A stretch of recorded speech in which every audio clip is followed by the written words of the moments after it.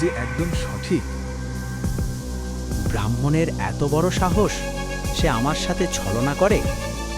প্রহরী, যাও, তুমি ব্রাহ্মণের সমস্ত কিছু ছিনিয়ে নাও ও তাকে আগের অবস্থায় ফিরিয়ে দাও এবং গ্রাম থেকে বিদায় করে দাও।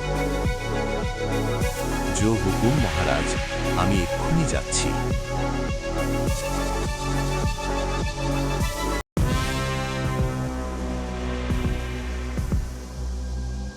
কি হলো, আর কিছু বুদ্ধি পেলে? তোমাদের আর কোনো বুদ্ধি কাজে লাগবে না। মহারাজ সব জানতে পেরেছি।